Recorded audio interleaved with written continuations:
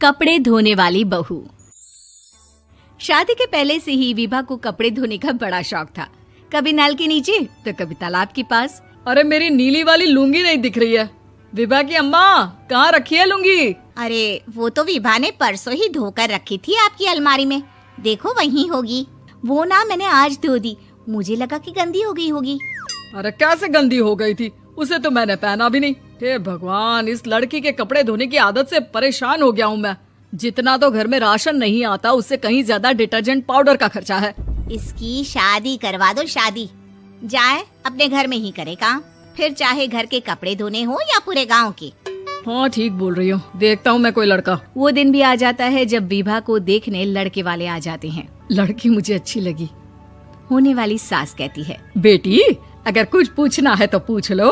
वैसे तो हमारी लड़की बहुत ही शर्मीली है, जो बोल दो वो मान लेती है, इसे क्या पूछना होगा। अरे कैसी बात कर रही हो माँ, मुझे इन लोगों के घर रहना है, सवाल तो कई है। हाँ हाँ बेटा, पूछ लो ना, क्या पूछना है। आप लोगों के घर कपड़े कौन धोता है? सास का मुंह बन जाता है। देखो, अगर तुम ये कहना चाहती हो कि तुम्हें कपड़े धोने नहीं आते तो सुन लो, कपड़े मैं ही धोती हूँ, लेकिन तुम्हारे आ जाने के बाद मैं रुमाल तक नहीं धोऊंगी। अरे चुप रहना भाग्यवान, बहू बेचारी घर आई नहीं, उसे डराना शुरू कर दिया। वो क्या है ना बिटिया, अभी तक तो ये कल्लू की माँ ही धोती थी, लेकिन अब तुम्हारे पापा तो दहेज में वॉशिंग मशीन देंगे ही। तभी विभा की माँ बोल पड़ती है, सवाल भी पूछा तो क्या। वैसे भाई साहब, मशीन की तो फिर भी कपड़े धोने की कैपेसिटी होती है। मतलब जो बिटिया दे रहे हैं ना विभा, इसे कपड़े धोने का बहुत शौक है। ये आप लोगों के क्या, आस पड़ोस गांव मोहल्ले सबके कपड़े धो दे और उफ तक ना करे। बाहर देखा नहीं आपने कितने कपड़े सूख रहे हैं? सब हमारी बिटिया ने ही तो धोए हैं। बस भी करो ना माँ, शर्म आ रही इतनी तारीफ सुनकर। और तो और एक दाग निकाल कर दिखाओ तो मान जाऊं। हाँ अच्छा, माफ करना बेटा, मैंने गलत समझा। हमें तो रिश्ता बहुत पसंद है। और ऐसे जुड़ जाता है रिश्ता कपड़े धोने का शौक रखने वाली विभा का। उसकी शादी हो जाती है कोयला फैक्ट्री में काम करने वाले कल्लू के साथ। शादी के बाद अचानक विभा चिल्लाती हुई सास के पास आती है। सासू माँ, अरे सासू माँ कहाँ है आप? ये तो धोखा है, धोखा दिया आप लोगों ने मुझे। इसे ससुर के चक्कर के बारे में पता चल गया। अरे तो उसमें तुझे क्यों धोखा मिला है? अरे नल में पानी नहीं आता, कपड़े कैसे कब धुलेंगे? अच्छा, तू पानी नहीं आ रहा उसकी बात कर रही है। तो आपने क्या सोचा? कुछ नहीं। अच्छा, तेरी माँ ने कहा था कि कपड़े धोने का शौक है तुझे, याद आया मुझे। शौक बोलकर कपड़े धोने वाले मेरे जुनून को कम ना आके सासू माँ, कपड़ा धोना मेरा गुरूर है। तभी पति भी वहाँ आ जाता है। अभी मैंने इसे सनी देओल की फिल्म दिखाई है, उसी के डायलॉग मार रही है माँ। अच्छा सुन, साफ बता रही हूँ, पानी सुबह 4 से 6 और शाम को 10 से 12 आता है, समझी? विभा टाइमिंग सुनकर हैरान हो जाती है। ये क्या भूतों का मोहल्ला है?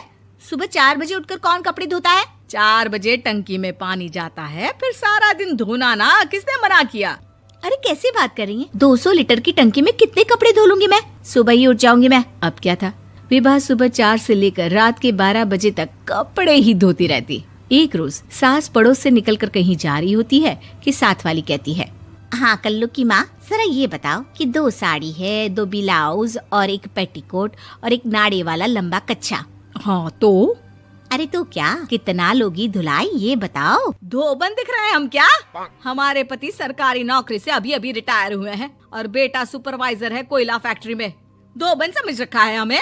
हाय रे कल्लू की अम्मा, माफ कर दो, वो तो मोहल्ले में यही सब बता रहे थे कि तुमने बहू को कपड़ा धुलवाने के काम में लगा दिया है। सास को पड़ोसन की बात सुनकर गुस्सा आ जाता है। वो घर पहुंचती है जहां घर के बाहर ही इतने सारे कपड़े सूख रहे होते हैं जितने कि किसी धोबन के घर पर। अरे ओ कल्लू की दुल्हन, बाहर निकल।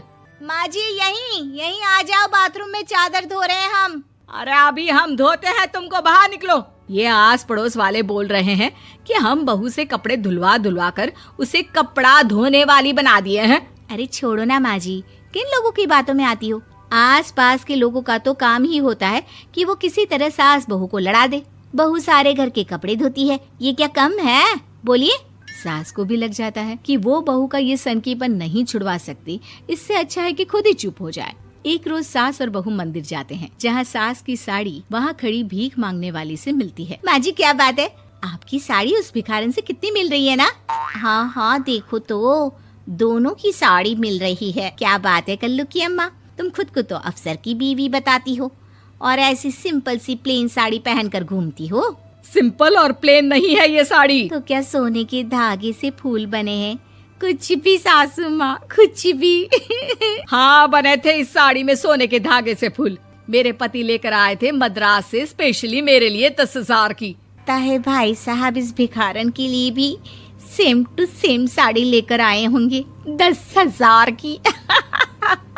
सास उस वक्त तो कुछ नहीं कहती, लेकिन बहू के साथ घर आती है और अलमारी से एल्बम निकाल कर लाती है। ये साड़ी देख रही है, ये वही साड़ी है जिसे मैंने अभी पहना था।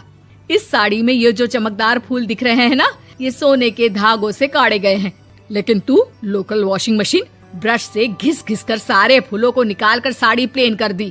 मुझे माफ कर दीजिए सासू माँ। और तो और, जब मैंने तुझे तेरी गलती के लिए कुछ नहीं कहा, लेकिन तूने तो सबके सामने मेरा मजाक ही बना दिया। क्यों? बहू को समझ में आ जाता है कि अब से उसका कपड़े धोना बंद।